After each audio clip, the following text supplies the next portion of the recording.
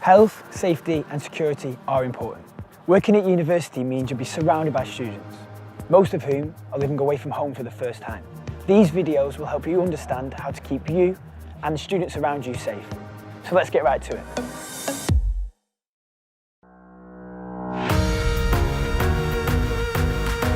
A lot of work has gone into making all university locations as safe and secure as possible.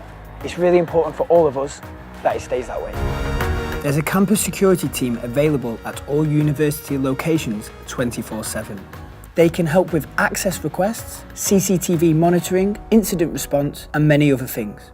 If you see anything suspicious, report it to the campus security team. You'll be issued with an ID card when you first start working here. Keep it on you at all times, as you need to wear it when on site.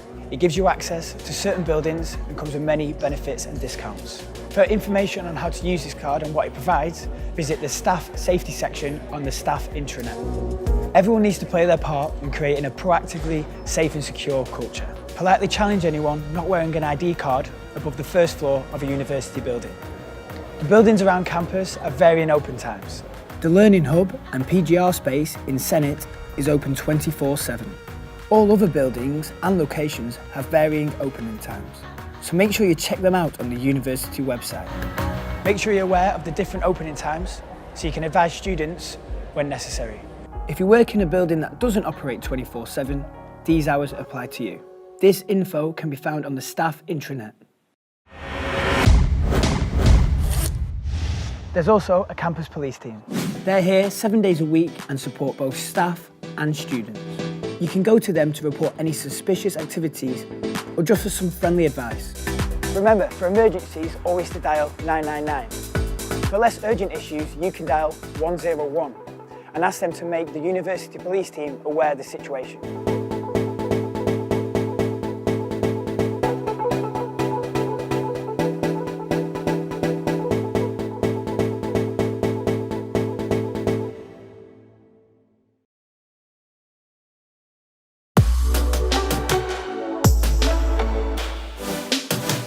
When the fire alarm sounds, don't panic, follow these few simple steps.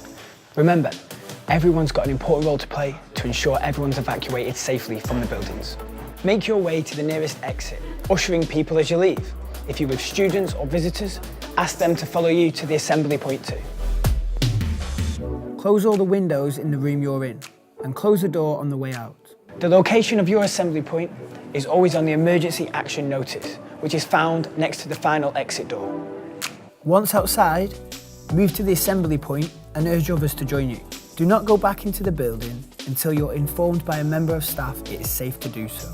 If you think that someone may be left in the building, you need to notify a member of security, a fire and rescue officer, or an emergency warden immediately. There's plenty of ways you can help speed up an evacuation during a fire alarm. These should never be blocked. These doors and walkways should be kept clear at all times. Ensure that all signage is clear and visible. You never know how vital these signs may be in an emergency.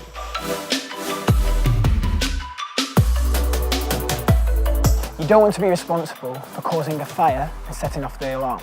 Use your common sense and don't do anything you think may be a fire hazard.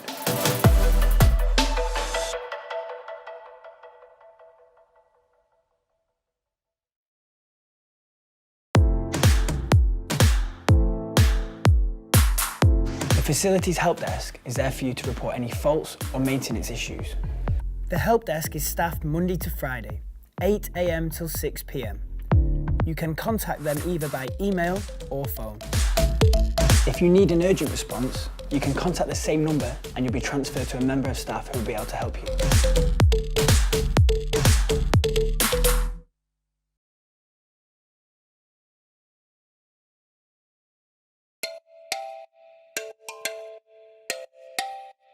Staying safe at work comes with simple common sense.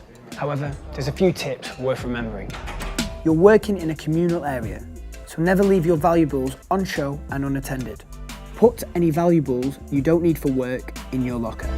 Ensure all walkways are kept clear from any trip hazards. Extra inductions will be given in local areas where more hazards exist. Don't let your work build up and cause you any unnecessary stress. If you start to feel overwhelmed with stress, you can speak to your line manager and there are also trained mental health first aiders available too. They can provide support, and they can also point you in the direction of any services that may be helpful.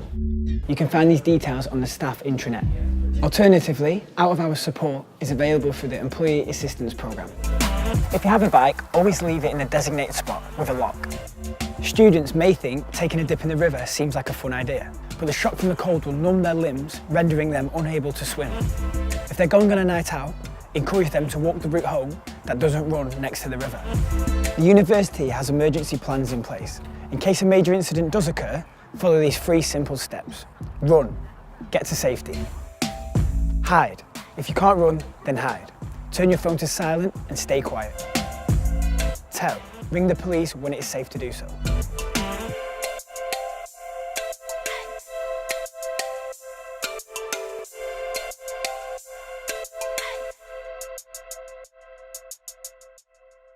It's inevitable that health, safety and security issues will come up.